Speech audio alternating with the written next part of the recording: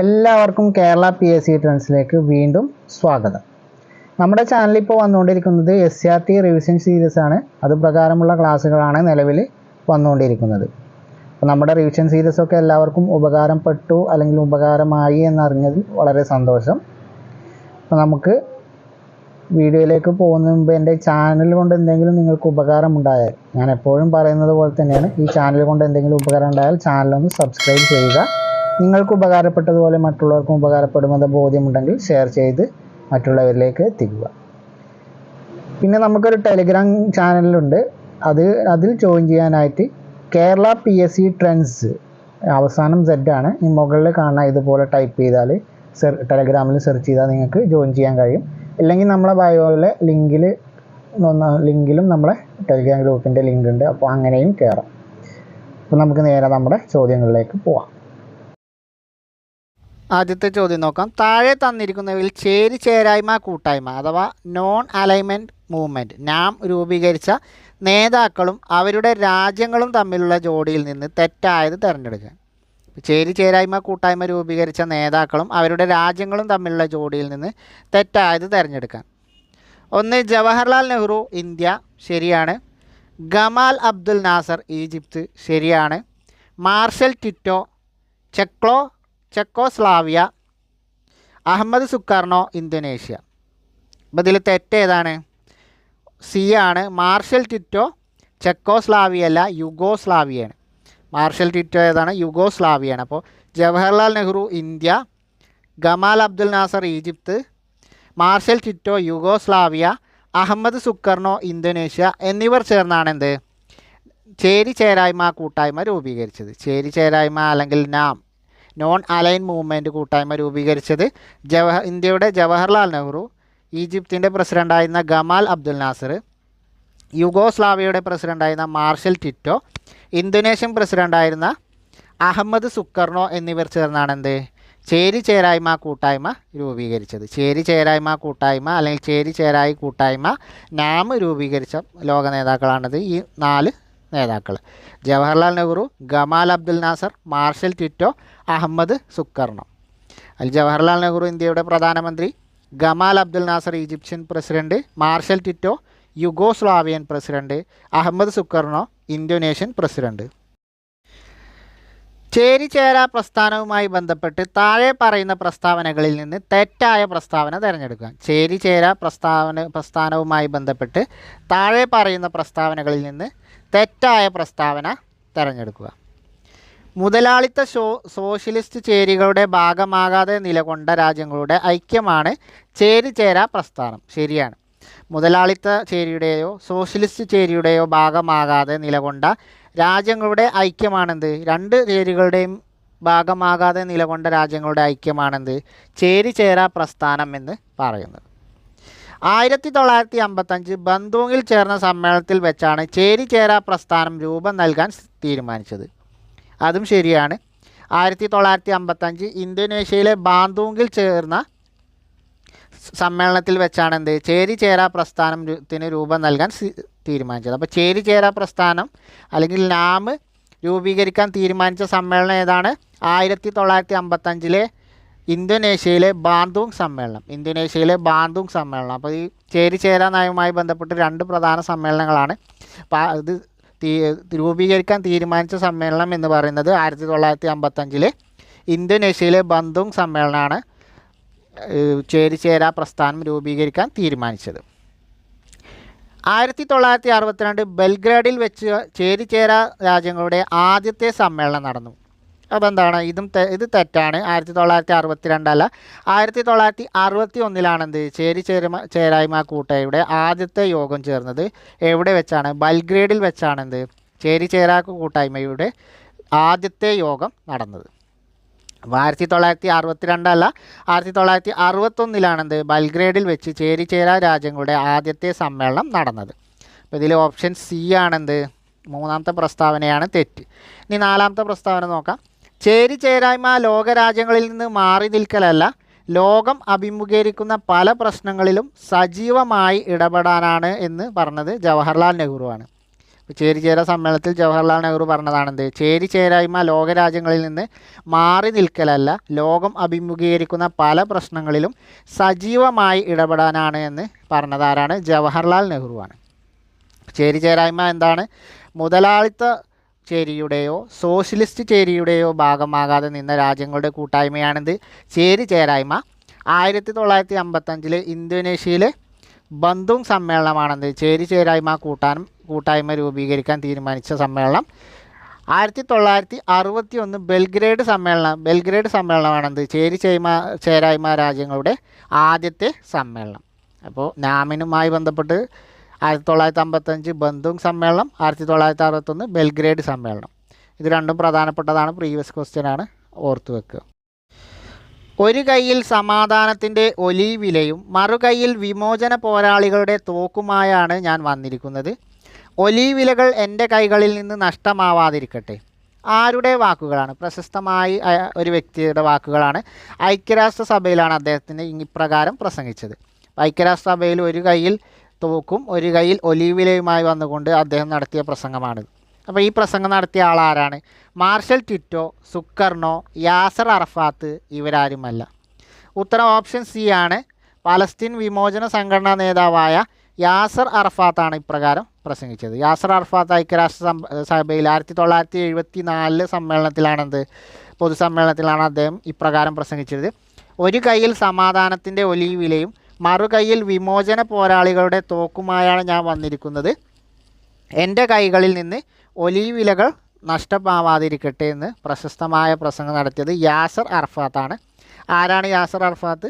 Palestine വിമോചന സംഘടനാ നേതാവാണ് യാസർ അറഫാത്ത്. 1974 UN അസംബ്ലിയിലാണ് അദ്ദേഹം ഇപ്രകാരം പ്രസംഗിച്ചത്. 1974 UN അസംബ്ലിയിൽ പ്രസംഗിച്ച പാലസ്തീൻ വിമോചന സംഘടനയുടെ ചെയർമാൻ ആരാണ്? നമ്മളിപ്പോൾ പറഞ്ഞിട്ടുള്ളൂ, യാസർ അറഫാത്താണ്. യാസർ അറഫാത്ത്. അപ്പോൾ നമ്മൾ പറഞ്ഞ 1974 അദ്ദേഹം പ്രകാരം പ്രസംഗിച്ചതെന്ന് പറഞ്ഞു. അപ്പോൾ പാലസ്തീൻ വിമോചന സംഘടനയുടെ ചെയർമാൻ അല്ലെങ്കിൽ അധ്യക്ഷൻ ആരാണ്? യാസർ അറഫാത്താണ്. 1974 UN അസംബ്ലിയിൽ അദ്ദേഹം പ്രസംഗിച്ചതാണ് നമ്മൾ മുന്നേ ചോദ്യത്തിൽ പറഞ്ഞ ആ ഒരു വാക്കുകൾ. താഴെ തന്നിരിക്കുന്ന പ്രസ്താവനകളിൽ നിന്ന് തെറ്റായ പ്രസ്താവന കണ്ടെത്തുക. ഒന്നാമത്തെ പ്രസ്താവന, ഒന്നാം ലോക മഹായുദ്ധത്തിൽ ജൂതർ നൽകിയ സേവനത്തിന് പ്രത്യുപകാരമായി പശ്ചിമേഷ്യയിൽ അവർക്ക് സ്വന്തമായി ഒരു രാജ്യം അനുവദിക്കുമെന്ന് ബ്രിട്ടീഷ് വിദേശകാര്യ സെക്രട്ടറിയായിരുന്ന ആദർ ബാൽഫർ പ്രഖ്യാപിച്ചു. അപ്പോൾ ഒന്നാം ലോക മഹായുദ്ധത്തിൽ ജൂതർ നൽകിയ സേവനത്തിന് പ്രത്യുപകാരമായിട്ട് പശ്ചിമേഷ്യയിൽ അവർക്ക് സ്വന്തമായി ഒരു രാജ്യം അനുവദിക്കുമെന്ന് പ്രഖ്യാപിച്ച ബ്രിട്ടീഷ് വിദേശകാര്യ സെക്രട്ടറി ആരാണ്? ആർതർ ബാൽഫറാണ്. അപ്പോൾ ബാൽഫർ പ്രഖ്യാപനം എന്നറിയപ്പെടുന്നത് ഇതാണ്. ജൂതർക്ക് ഒരു രാജ്യം സ്ഥാപിക്കുക എന്ന ലക്ഷ്യത്തോടെ രൂപീകരിച്ച പ്രസ്ഥാനമാണ് സിയോണിസ്റ്റ് പ്രസ്ഥാനം. അപ്പോൾ സിയോണിസ്റ്റ് പ്രസ്ഥാനം എന്താണ്? ജൂതർക്ക് ഒരു രാജ്യം സ്ഥാപിക്കുക എന്ന ലക്ഷ്യത്തോടെ രൂപീകരിച്ച പ്രസ്ഥാനമാണ് സിയോണിസ്റ്റ് പ്രസ്ഥാനം. 1949 ഇസ്രായേൽ എന്ന രാഷ്ട്രം രൂപീകരിക്കപ്പെട്ടു. ഒന്നാം ലോക മഹായുദ്ധം വരെ തുർക്കി സാമ്രാജ്യത്തിൻ്റെ ഭാഗമായിരുന്നു പലസ്തീൻ ഉൾക്കൊള്ളുന്ന പ്രദേശം. പലസ്തീൻകാർ സ്വന്തമായി ഒരു രാജ്യം രൂപീകരിക്കുക എന്ന ലക്ഷ്യത്തോടെ പാലസ്തീൻ വിമോചന സംഘടന സ്ഥാപിച്ചു. യാസർ അറഫാത്താണ് പാലസ്തീൻ വിമോചന സംഘടനയുടെ സ്ഥാപക പ്രസിഡന്റ്. അപ്പോൾ ഇതിൽ തെറ്റായ പ്രസ്താവന ഏതാണ്? ഒന്നുകൂടി നോക്കാം. ഒന്നാം ലോക മഹായുദ്ധത്തിൽ ജൂതർ നൽകിയ സേവനത്തിന് പ്രത്യുപകാരമായി പശ്ചിമേഷ്യയിൽ അവർക്ക് സ്വന്തമായി ഒരു രാജ്യം അനുവദിക്കുമെന്ന് ബ്രിട്ടീഷ് വിദേശകാര്യ സെക്രട്ടറി ആയിരുന്ന ആർതർ ബാൽഫർ പ്രഖ്യാപിച്ചു. ആ പ്രസ്താവന ശരിയാണ്. ഇതാണെന്ത്? ബാൽഫർ പ്രഖ്യാപനം അറിയപ്പെടുന്നത്. അതുപോലെ ജൂതർക്ക് ഒരു രാജ്യം സ്ഥാപിക്കുക എന്ന ലക്ഷ്യത്തോടെ രൂപീകരിച്ച പ്രസ്ഥാനമാണ് സിയോണിസ്റ്റ് പ്രസ്ഥാനം. ആ പ്രസ്താവനയും ശരിയാണ്. സിയോണിസ്റ്റ് പ്രസ്ഥാനം എന്താണ്? ജൂതർക്ക് അവർ ഒരു രാജ്യം രൂപീകരിക്കുക അല്ലെങ്കിൽ ജൂതരുടെ ഒരു രാജ്യം സ്ഥാപിക്കുക എന്ന ലക്ഷ്യത്തോടെ രൂപീകരിച്ച പ്രസ്ഥാനമാണ് സിയോണിസ്റ്റ് പ്രസ്ഥാനം. 1949 ഇസ്രായേൽ എന്ന രാഷ്ട്രം രൂപീകരിക്കപ്പെട്ടു. ഈ പ്രസ്താവന തെറ്റാണ്. 1949 അല്ല, 1948 ഇന്ത്യക്ക് സ്വാതന്ത്ര്യം കിട്ടിയ പിറ്റേ വർഷമാണെന്ത്? ഇസ്രായേൽ എന്ന രാഷ്ട്രം രൂപീകരിക്കപ്പെട്ടത്. അപ്പോൾ ഇതിലെ തെറ്റായ പ്രസ്താവന 1949 ഇസ്രായേൽ രൂപീകരിക്കപ്പെട്ടു എന്നുള്ള പ്രസ്താവനയാണ്. ഇസ്രായേൽ രൂപീകരിക്കപ്പെട്ടതെന്നാണ് 1948 ഇന്ത്യക്ക് സ്വാതന്ത്ര്യം കിട്ടിയതിൻ്റെ പിറ്റേ വർഷം. ഒന്നാം ലോക മഹായുദ്ധം വരെ തുർക്കി സാമ്രാജ്യത്തിൻ്റെ ഭാഗമായിരുന്നു പലസ്തീൻ ഉൾക്കൊള്ളുന്ന പ്രദേശം. പലസ്തീൻ ഉൾക്കൊള്ളുന്ന പ്രദേശം എന്താണ്? ഒന്നാം ലോക മഹായുദ്ധം വരെ തുർക്കി സാമ്രാജ്യത്തിൻ്റെ ഭാഗമായിരുന്നു. ഈ ഒന്നാം ലോക മഹായുദ്ധത്തിൽ എന്ത് ചെയ്തു? തുർക്കികൾക്ക് പരാജയം സംഭവിച്ചു. അതിനുശേഷമാണെന്ത് ഇതിൻ്റെ നിയന്ത്രണം ബ്രിട്ടൻ ഏറ്റെടുത്തത്. പാലസ്തീൻകാർക്ക് സ്വന്തമായി ഒരു രാജ്യം രൂപീകരിക്കുക എന്ന ലക്ഷ്യത്തോടെയാണെന്ത് പാലസ്തീൻ വിമോചന സംഘടന രൂപീകരിച്ചത്. അപ്പോൾ പാലസ്തീൻ വിമോചന സംഘടന രൂപീകരിച്ചത് എന്തിനു വേണ്ടിയിട്ടാണ്? പാലസ്തീൻകാർക്ക് സ്വന്തമായി, അത് ഈ പാലസ്തീൻ പ്രദേശം ഉൾക്കൊള്ളുന്ന ആ പാലസ്തീൻകാർക്ക് സ്വന്തമായി ഒരു രാജ്യം രൂപീകരിക്കുക എന്ന ലക്ഷ്യത്തോടെയാണ് അവർ പാലസ്തീൻ വിമോചന സംഘടന രൂപീകരിച്ചത്. ഇതിൻ്റെ സ്ഥാപക പ്രസിഡൻ്റാണ് ആര്? യാസർ അറഫാത്ത്. അപ്പോൾ യാസർ അറഫാത്തിനെ നമ്മൾ പറഞ്ഞ 1974 യു എൻ അസംബ്ലിയിൽ അദ്ദേഹം നടത്തിയ പ്രസംഗമൊക്കെ നമ്മൾ പറഞ്ഞു. അപ്പോൾ പാലസ്തീൻ വിമോചന സംഘടനയുടെ സ്ഥാപക പ്രസിഡൻ്റാണ് ആര്? യാസർ അറഫാത്ത്. അപ്പോൾ ഇതിലെ തെറ്റായ പ്രസ്താവന 1949 ഇസ്രായേൽ രൂപീകരിക്കപ്പെട്ടു എന്നുള്ളതാണ്. ഇസ്രായേൽ രൂപീകരിക്കപ്പെട്ടത് 1948 49 അല്ല. പലസ്തീനെ സ്വതന്ത്ര രാഷ്ട്രമായി അംഗീകരിച്ചുകൊണ്ട് അമേരിക്കയുടെ മധ്യസ്ഥതയിൽ 1903 ഇസ്രായേൽ ഒപ്പുവെച്ച കരാർ ഏതാണ്? മ്യൂണിക് കരാർ, ഗസ കരാർ, ഓസ്ലോ കരാർ, ജെറുസലേം കരാർ. അപ്പോൾ പലസ്തീനെ സ്വതന്ത്ര രാഷ്ട്രമായി അംഗീകരിച്ചുകൊണ്ട് അമേരിക്കയുടെ മധ്യസ്ഥതയിൽ 1993 ഇസ്രായേൽ ഒപ്പുവെച്ച കരാർ ഏതാണ്? ഓപ്ഷൻ സി ആണ്, ഓസ്ലോ കരാറാണ്. ഓപ്ഷൻ സി ആണെന്ത്? ഓസ്ലോ കരാർ. അപ്പോൾ പലസ്തീനെ സ്വതന്ത്ര രാഷ്ട്രമായി അംഗീകരിച്ചുകൊണ്ട് അമേരിക്കയുടെ മധ്യസ്ഥതയിൽ ഇസ്രായേൽ ഒപ്പുവെച്ച കരാർ ഏതാണ്? ഓപ്ഷൻ സി, ഓസ്ലോ കരാറാണ്. എന്നാൽ ഈ കരാർ എന്താണ്? പൂർണ്ണമായിട്ട് നടപ്പിലാക്കിയിട്ടില്ല. ഇസ്രായേൽ ഈ കരാർ പൂർണ്ണമായി നടപ്പിലാക്കാൻ എന്താണ്? വിസമ്മതിച്ചിരിക്കുകയാണ്. അതിൻ്റെ ഫലമായിട്ടാണ് എന്ത്? നിലവിലും അവിടെ പ്രശ്നങ്ങൾ തുടർന്നുകൊണ്ടിരിക്കുന്നത്. അപ്പോൾ പലസ്തീനെ സ്വതന്ത്ര രാഷ്ട്രമായി അംഗീകരിച്ചുകൊണ്ട് അമേരിക്കയുടെ മധ്യസ്ഥതയിൽ 1993 ഇസ്രായേൽ ഒപ്പുവെച്ച കരാർ എന്ന് പറയുന്നത് ഏതാണ്? ഓസ്ലോ കരാറാണ്. അപ്പോൾ ഓസ്ലോ കരാർ ഒപ്പുവെച്ച വർഷം 1993. ആരുടെ മധ്യസ്ഥതയിലാണ് ചോദിച്ചാൽ അമേരിക്കയുടെ മധ്യസ്ഥതയിൽ. പശ്ചിമേഷ്യയിലെ എണ്ണ കയറ്റുമതി രാജ്യങ്ങളുടെ സംഘടന ഏതാണ്? പശ്ചിമേഷ്യയിലെ എണ്ണ കയറ്റുമതി രാജ്യങ്ങൾ അല്ലെങ്കിൽ എണ്ണ കയറ്റുമതി ചെയ്യുന്ന രാജ്യങ്ങളുടെ സംഘടന ഏതാണ്? പശ്ചിമേഷ്യയിലെ എണ്ണ കയറ്റുമതി ചെയ്യുന്ന രാജ്യങ്ങളുടെ സംഘടന ഏതാണ്? ONGC, OPEC, OPGC, OPES. ഉത്തരം ഓപ്ഷൻ സി, ബി ആണ്, OPEC ആണ്. അപ്പോൾ പശ്ചിമേഷ്യയിലെ എണ്ണ കയറ്റുമതി ചെയ്യുന്ന രാജ്യങ്ങളുടെ സംഘടന എന്ന് പറയുന്നത് OPEC ആണ്. OPEC ആണെന്ത്? പശ്ചിമേഷ്യയിലെ എണ്ണ കയറ്റുമതി ചെയ്യുന്ന രാജ്യങ്ങളുടെ സംഘടന. ദ ജൂയിഷ് സ്റ്റേറ്റ്സ് എന്ന പുസ്തകം എഴുതിയതാരാണ്? ദ ജൂയിഷ് സ്റ്റേറ്റ്സ് എന്ന പുസ്തകം എഴുതിയതാരാണ്? Theodor Marshal, Anton Chekhov, Theodor Herzl, Arnold Herzl.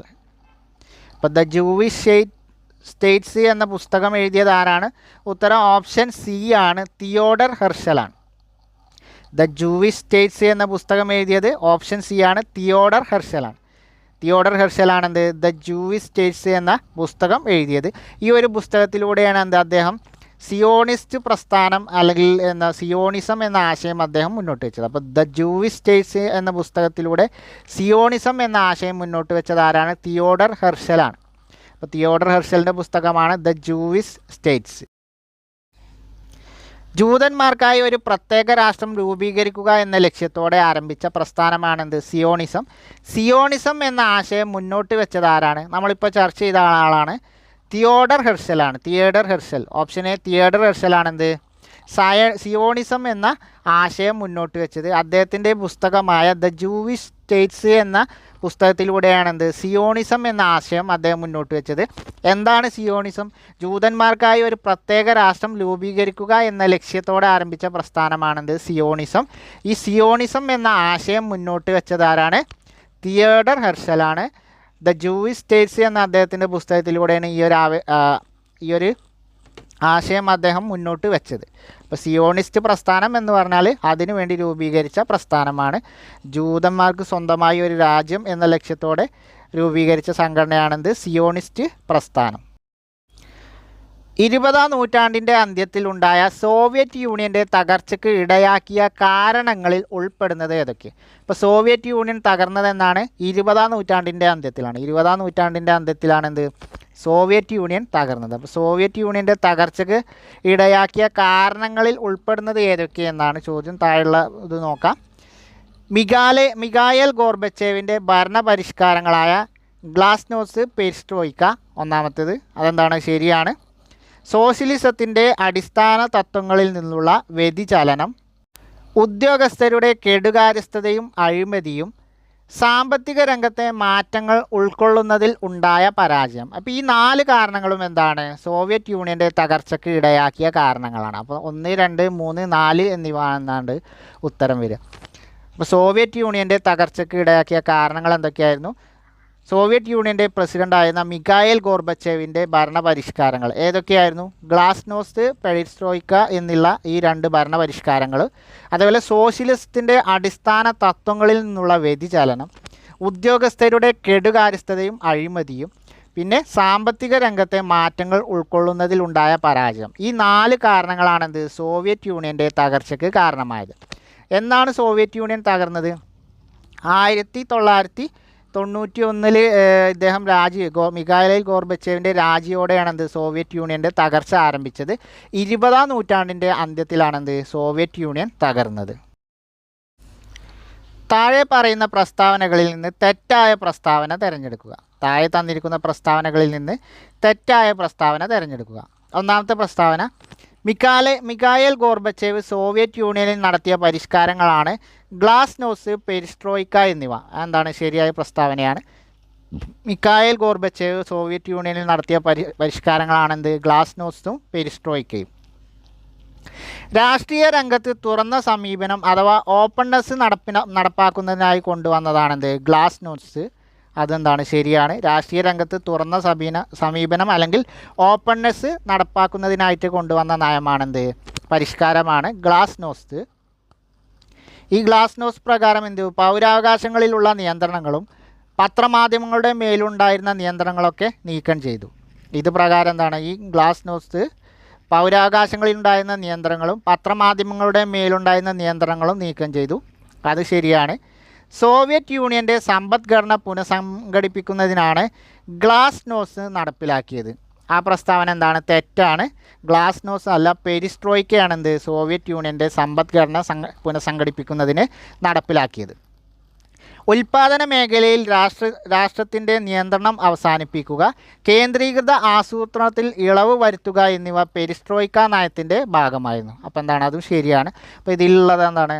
ഈ 4ാമത്തെ പ്രസ്താവനയാണ് തെറ്റ്. അതിലെ തെറ്റെന്താണ്?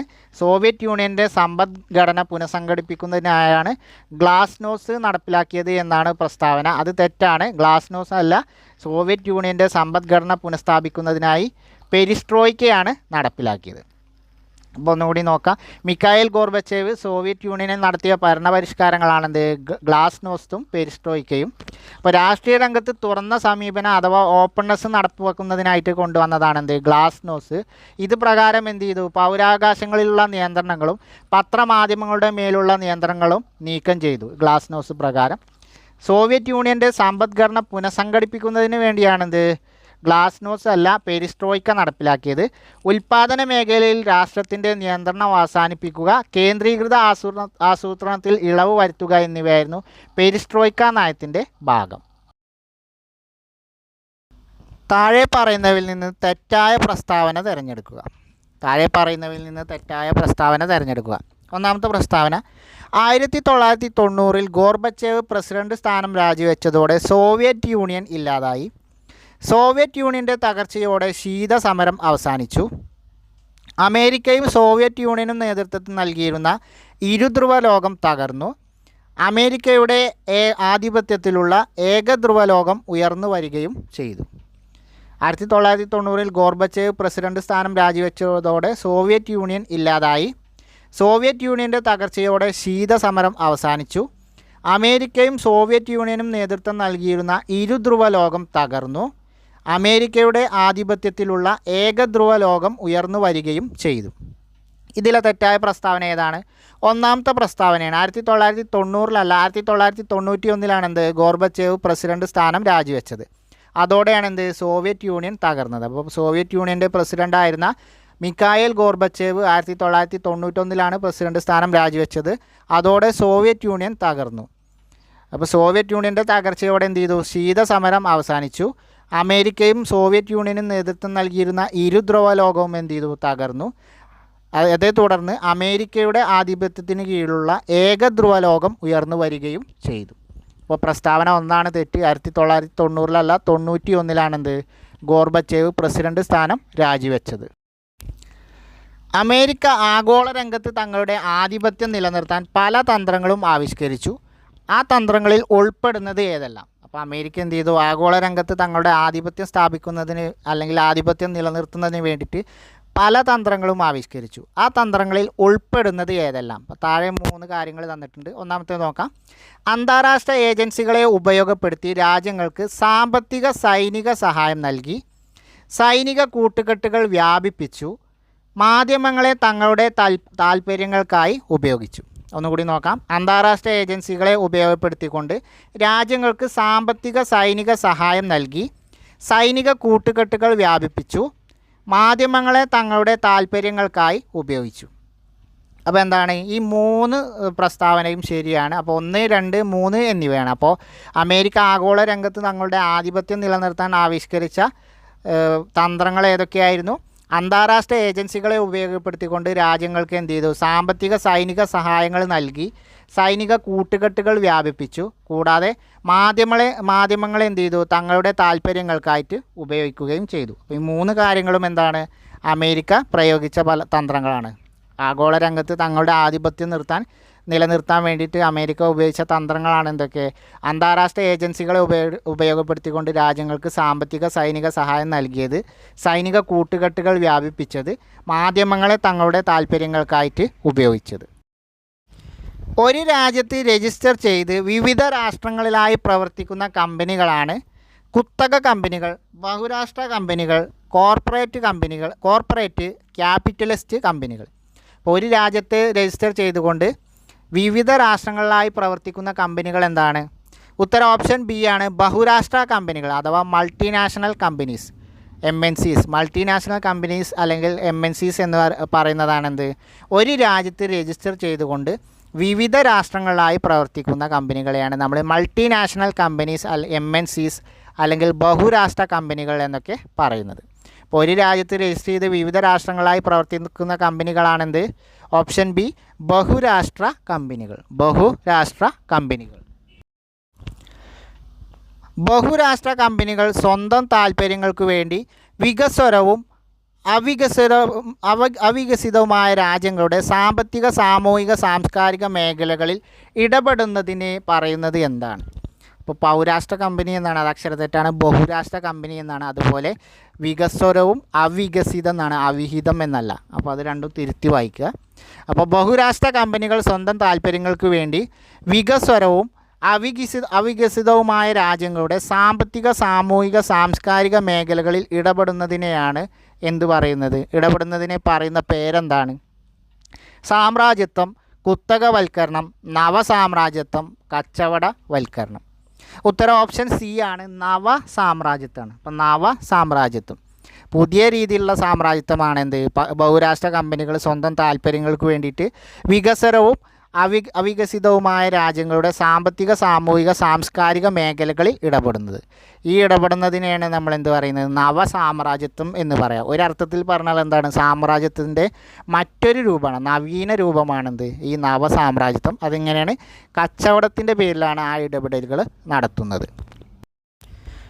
ബഹുരാഷ്ട്ര കമ്പനികളുടെ ഉൽപ്പന്നങ്ങൾക്കും മൂലധനത്തിനും നിയന്ത്രണങ്ങൾ ഇല്ലാതെ കടന്നു വരാനായി ഇറക്കുമതി നിയമങ്ങളും നികുതി നിയമങ്ങളും ഉദാരമാക്കിയത് അറിയപ്പെടുന്നത് എന്താണ്? ഇപ്പോൾ ബഹുരാഷ്ട്ര കമ്പനികളുടെ ഉൽപ്പന്നങ്ങൾക്കും മൂലധനത്തിനും നിയന്ത്രണങ്ങൾ ഇല്ലാതെ കടന്നു വരാനായി ഇറക്കുമതി നിയമങ്ങളും നികുതി നിയമങ്ങളും ഉദാരമാക്കിയത് അറിയപ്പെടുന്നത് എന്താണ്? സ്വകാര്യവൽക്കരണം, ആഗോളവൽക്കരണം, ഉദാരവൽക്കരണം, നവസാമ്രാജ്യത്വം. നമുക്ക് എന്താണ് ആ ചോദ്യത്തിൽ തന്നെ എന്തുണ്ട്? ഉത്തരമുണ്ട്. ചോദ്യത്തിൽ തന്നെ ഉത്തരമുണ്ട്. ഉദാരമാക്കി എന്ന് പറഞ്ഞല്ലോ. അപ്പോൾ ഉദാരമാക്കിയാൽ അതെന്താണ്? ഉദാരവൽക്കരണം. ഓപ്ഷൻ സി ഉദാരവൽക്കരണം. അപ്പോൾ ഉദാരവൽക്കരണം എന്ന് പറഞ്ഞാൽ എന്താണ്? ബഹുരാഷ്ട്ര കമ്പനികളുടെ ഉൽപ്പന്നങ്ങൾക്കും മൂലധനത്തിനും നിയന്ത്രണങ്ങളില്ലാതെ കടന്നു വരാനായിട്ട് എന്ത് ചെയ്യുക? ഇറക്കുമതി നിയമങ്ങളും നികുതി നിയമങ്ങളും ഉദാരമാക്കുക. അതിനെയാണെന്ത്? ഉദാരവൽക്കരണം എന്ന് അറിയപ്പെടുന്നത്. സ്വകാര്യ മേഖലയെ പ്രോത്സാഹിപ്പിക്കുന്നതിൻ്റെ ഭാഗമായി പൊതുമേഖലാ സ്ഥാപനങ്ങളെ സ്വകാര്യവൽക്കരിക്കുന്നത് അറിയപ്പെടുന്നതാണ് ആഗോളവൽക്കരണം, സ്വകാര്യവൽക്കരണം, ഉദാരവൽക്കരണം, കുത്തകവൽക്കരണം.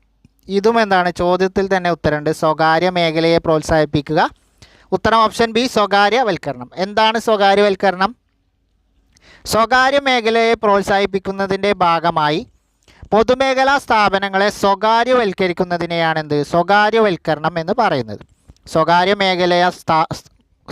മേഖലയെ പ്രോത്സാഹിപ്പിക്കുന്നതിൻ്റെ ഭാഗമായിക്കൊണ്ട് പൊതുമേഖലാ സ്ഥാപനങ്ങളെ സ്വകാര്യവൽക്കരിക്കുന്നതിനെയാണ് സ്വകാര്യവൽക്കരണം എന്ന് അറിയപ്പെടുന്നത്. താഴെ തന്നിരിക്കുന്നവയിൽ നിന്ന് ആഗോളവൽക്കരണത്തിൻ്റെ പ്രത്യേകതകളിൽ ഉൾപ്പെടാത്തത് ഏതൊക്കെ? അപ്പോൾ താഴെ തന്നിരിക്കുന്നത് എന്താണ്? ആഗോളവൽക്കരണത്തിൻ്റെ പ്രത്യേകതകളാണ്. അതിൽ നിന്ന് ആഗോളവൽക്കരണത്തിൻ്റെ പ്രത്യേകതകളിൽ ഉൾപ്പെടാത്ത ഒരു കാര്യമുണ്ട്, അത് തിരഞ്ഞെടുക്കാനാണ്. നോക്കാം. രാഷ്ട്രത്തിൻ്റെ സമ്പദ് വ്യവസ്ഥ ആഗോള സമ്പദ്ഘടനയുമായി ബന്ധിപ്പിച്ചു. എന്താണ് അത്? ആഗോളവൽക്കരണവുമായി ബന്ധപ്പെട്ടതാണ്. ബഹുരാഷ്ട്ര കമ്പനികളുടെ താൽപ്പര്യങ്ങൾ സംരക്ഷിച്ചു. അതും എന്താണ്? ആഗോളവൽക്കരണത്തിൻ്റെ പ്രത്യേകതയാണ്. മത്സരങ്ങളിൽ ഊന്നിയ കമ്പോളം ഇല്ലാതായി. അതെന്താണ്? അത് ആഗോളവൽക്കരണത്തിൻ്റെ പ്രത്യേകതയല്ല. മത്സരങ്ങളിൽ ഊന്നിയ കമ്പോളം എന്താണ്? നിലവിൽ വരികയാണ് ചെയ്തത്, ഇല്ലാതാവുകയല്ല. മത്സരങ്ങളിൽ ഊന്നിയ കമ്പോളം എന്ത് ചെയ്തു? നിലവിൽ വരികയാണ് ചെയ്തത്. കമ്പോളങ്ങൾക്ക് എന്താണ്? കിടമത്സരം കൂടുകയാണ് ചെയ്തത്. അതിരുകളില്ലാതെ ഉൽപ്പന്നങ്ങൾ, സേവനങ്ങൾ, വിഭവങ്ങൾ, മൂലധനം, പുത്തൻ സാങ്കേതിക വിദ്യ, മനുഷ്യ വിഭവശേഷി എന്നിവയുടെ ഒഴുക്ക് സൃഷ്ടിച്ചു. അപ്പോൾ അതിരുകളില്ലാതെ ഉൽപ്പന്നങ്ങൾ, സേവനങ്ങൾ, വിഭവങ്ങൾ, മൂലധനം, പുത്തൻ സാങ്കേതിക വിദ്യ, മനുഷ്യ വിഭവശേഷി എന്നിവയുടെ ഒഴുക്ക് സൃഷ്ടിച്ചു. അപ്പോൾ ഇതിലെന്താണ്? ഇതിൽ മത്സരങ്ങൾ ഊന്നിയ കമ്പോളം ഇല്ലാതായി എന്നുള്ളതാണ് ആഗോളവൽക്കരണത്തിൻ്റെ പ്രത്യേകതകളിൽ ഉൾപ്പെടാത്തത്. ബാക്കിയുള്ളത് എല്ലാതും എന്താണ്? ആഗോളവൽക്കരണത്തിൻ്റെ പ്രത്യേകതയാണ്. അപ്പോൾ മത്സരങ്ങൾ ഊന്നിയ കമ്പോളം എന്താണ്? നിലവിൽ വരികയാണ് ചെയ്തത്, ഇല്ലാതാവുകയല്ല ചെയ്തത്. ആഗോളവൽക്കരണം വികസ്വര രാജ്യങ്ങളെ എന്ത് ചെയ്തു? ദോഷകരമായിട്ടാണ് ബാധിച്ചത്. അതിനുള്ള കാരണങ്ങൾ, അല്ലെങ്കിൽ വികസ്വര രാജ്യങ്ങളെ ആഗോളവൽക്കരണം ദോഷകരമായി ബാധിക്കാനുള്ള കാരണങ്ങൾ എന്തൊക്കെയാണ്? അത് നോക്കാം. താഴെയുള്ള പ്രസ്താവനയിൽ നിന്ന് തിരഞ്ഞെടുക്കാനാണ് കാരണങ്ങൾ. ദേശരാഷ്ട്രം എന്ന ആശയത്തിന് ബഹുരാഷ്ട്ര കമ്പനികളുടെ കടന്നുകയറ്റം വെല്ലുവിളിയായി. തദ്ദേശീയ സംസ്കാരങ്ങളുടെ തകർച്ചയ്ക്ക് വഴിയൊരുക്കി. കാർഷികോൽപ്പന്നങ്ങളുടെ വിലയിടിഞ്ഞു. പൊതുമേഖലാ സ്ഥാപനങ്ങൾ തകർന്നു. സാമൂഹിക സേവന മേഖലകളിൽ നിന്ന് സർക്കാരുകൾ പിന്മാറി. പ്രകൃതി വിഭവങ്ങൾ കൊള്ളയടിച്ചു. അപ്പോൾ എന്താണ്? ഈ പറഞ്ഞ 4 കാര്യങ്ങളും എന്താണ്? ആഗോളവൽക്കരണം വികസ്വര രാജ്യങ്ങളെ ദോഷകരമായി ബാധിച്ച കാരണങ്ങളാണ്.